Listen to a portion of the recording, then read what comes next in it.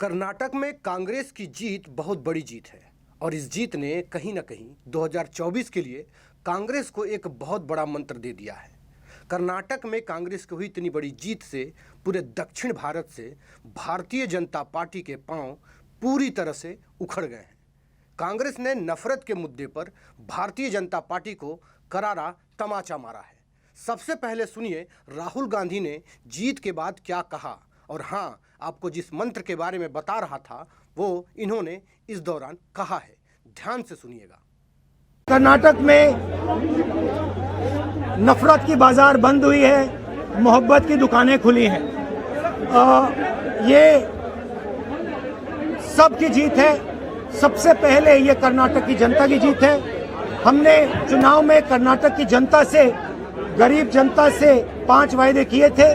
मैंने अपने भाषण में कहा, खारगे जी ने भाषण में कहा, सब नेताओं ने भाषण में कहा था कि हमारे 5 वायदे हैं। हम इन वायदों को पहले दिन पहली कैबिनेट मीटिंग में पूरा करेंगे।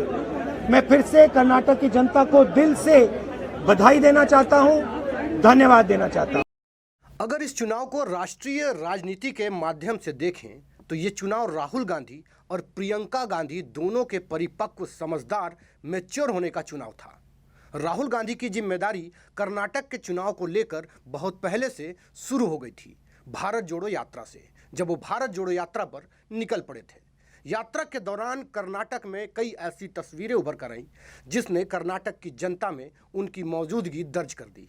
वो राहुल गांधी जिसकी छवि को बर्बाद करने के लिए भारतीय जनता पार्टी ने कोई कसर नहीं छोड़ा, उस राहुल गांधी की छवि इस भारत जोड़ो यात्रा से बदली और वो खास तौर पर दिखी कर्नाटका में। बहरहाल कांग्रेस पार्टी के पेज पर यह बताया गया है कि जनादेश केवल कर्नाटका का नहीं बल्कि हिंसा, नफरत, भ्रष्टाचार और अराजकता के खिलाफ पूरे देश का जनादेश है। ये जनादेश उस बहू, बेटी और मां के लिए है जिसे कांग्रेस सरकार हर महीने खाते में पैसे भेजकर सशक्त और मजबूत बनाएगी। ये जनादेश हर उस युवक के हित में है जिसने खुली आंखों से कुछ बड़ा करने का सपना देखा था, जिसे अब प्रत्येक महीने बेरोजगारी भत्ता के सहारे से नई ऊर्जा से लड़ने का साहस मिलेगा। ये जनादेश उन गरीब परिवारों के लिए है जिन्हें मुफ्त में बिजली मिलेगी, 10 किलो राशन मिलेगा। ये जनादेश कर्नाटक के प्रत्येक बच्चे, बूढ़े, नौजवान, महिलाएं, छात्र छात्राएं, दलित, आदिवासी के हित में है, जिसने कांग्रेस पर भरोसा किया है, जो कर्नाटक की तरक्की चाहते हैं, देश में भाईचारा चाहते हैं। ये जनादेश भारतीय राजनीति के नए समीकरण तय करने जा रहा है।